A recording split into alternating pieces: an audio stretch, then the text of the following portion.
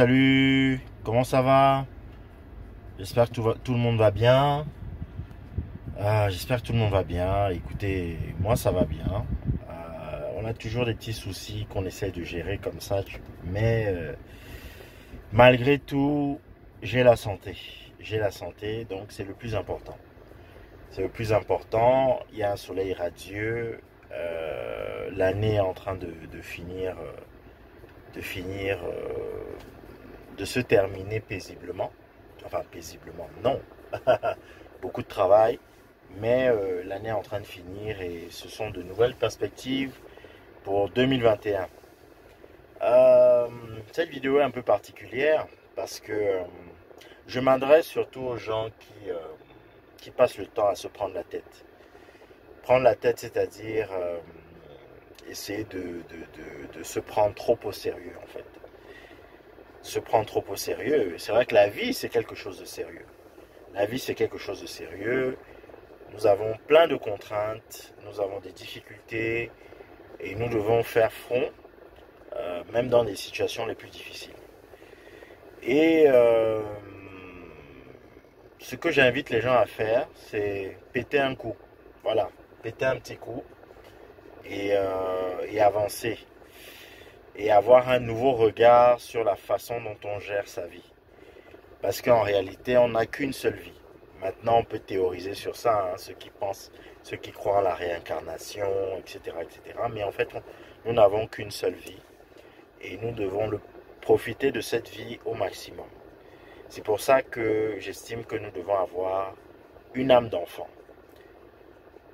Beaucoup d'hommes et de femmes, parce que bon, soit ils viennent d'un milieu très favorisé, d'un milieu où on a des moyens, d'un milieu très guindé, soit parce que certaines personnes pensent qu'elles ont vécu plus de choses difficiles que toutes les autres, soit parce que certaines personnes évoluent dans des milieux où on se regarde en chien de faïence, ou bien on regarde les gens de haut.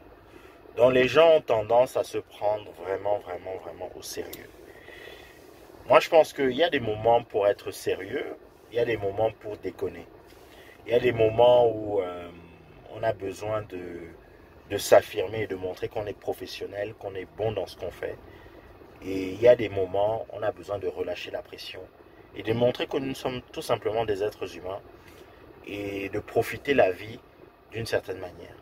C'est pour ça que j'invite les gens à profiter de la vie avec un regard d'enfant. La particularité du regard d'enfant, de l'enfant, c'est que l'enfant, lui, son regard, il est vraiment totalement neutre. Il est innocent. Lorsqu'un enfant te pose la question, cette question, elle est vraie. Ça vient du cœur, ça vient d'un ressenti qui est vrai. Il n'y a pas de l'hypocrisie qui se cache derrière. Il n'y a pas quelque chose de malsain, de calculé. Quand l'enfant te dit, oui, mais pourquoi tu as grossi? Maman, pourquoi tu as grossi? Papa, pourquoi tu es comme ça? Pourquoi?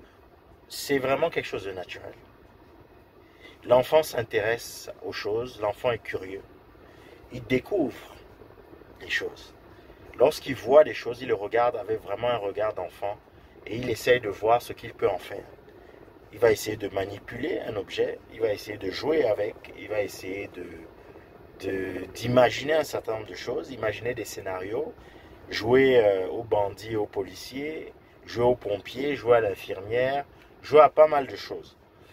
Et j'invite justement les gens à garder cette âme d'enfant. Pourquoi? Parce que c'est l'âme la plus pure et c'est cette âme qui permet de révéler un ensemble de choses qu'on ne voit pas forcément avec le regard d'un adulte.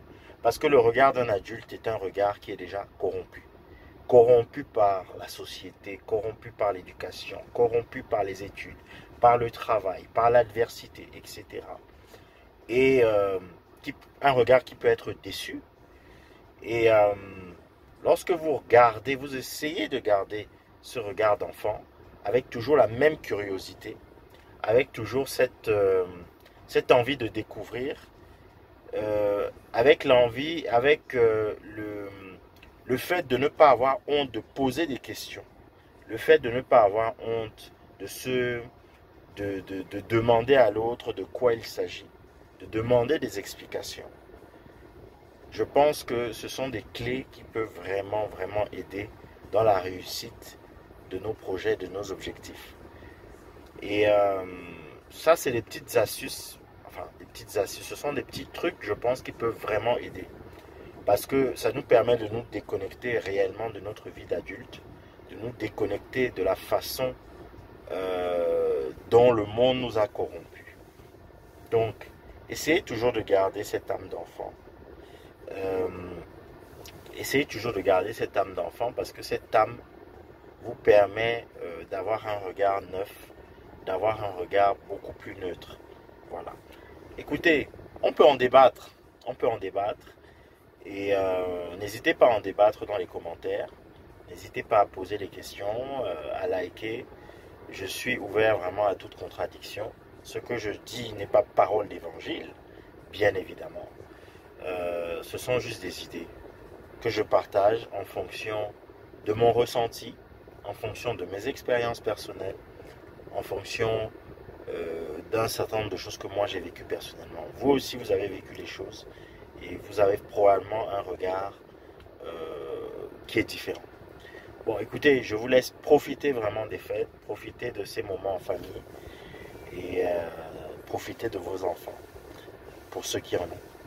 Allez, bonne journée à tous. Je vous dis à bientôt pour une prochaine vidéo. Ciao.